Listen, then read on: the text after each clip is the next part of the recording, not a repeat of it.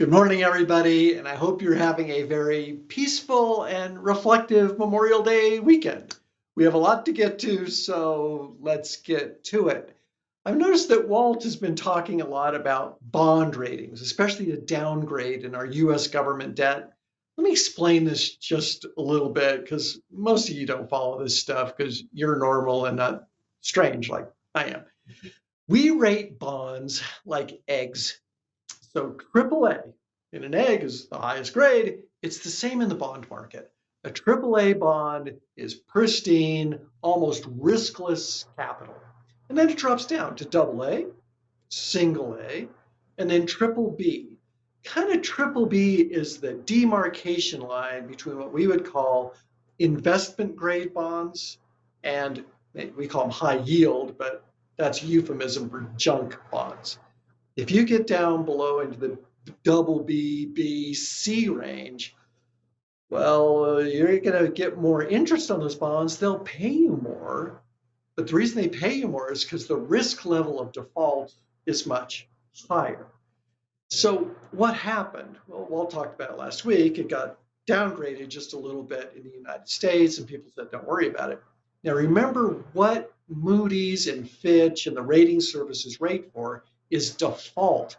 Outright, we can't pay. What they don't rate on is devaluation. So always take those ratings with a grain of salt, which brings me to President Trump's big, beautiful bill. Yeah, the BBB. And all I could think of was triple B. Wait a minute. That's the demarcation line. Why did I think that? Because as you go through this bill, there's some things that are certain. It looks like we'll have at least 5 trillion more added to the debt. It could go higher. Now, the other side of it is if this stimulus comes through and growth comes through, it could mitigate the rise in that debt. He's trying to thread the needle. The problem is this: the spending is front loaded. The benefits are kind of back loaded.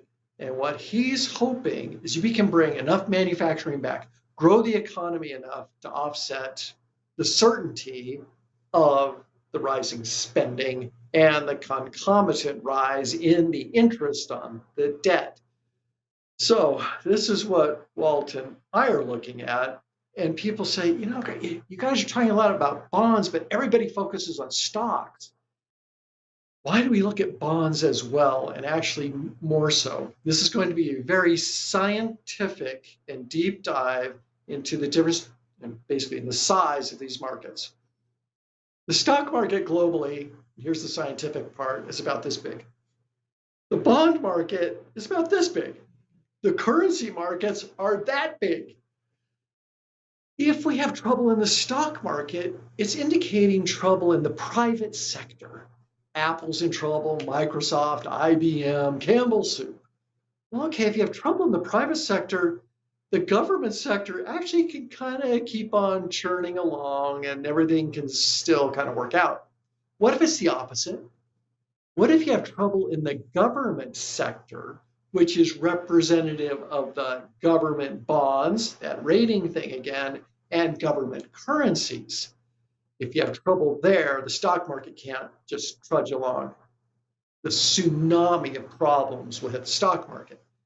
Thus, the real professionals don't follow stocks as much as they follow bonds and they follow currencies.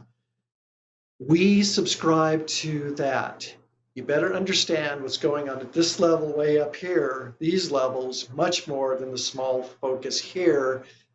It's good sales stuff, but in reality, the bigger picture is what will determine your success or your failure. So with that, I hope you realize we are trying to watch out for your best interests. I believe we have this right. We had a very good day on Friday, which said that going into the Memorial Day weekend, people wanted to load up on what you own. And with that, I will turn it over to Walt.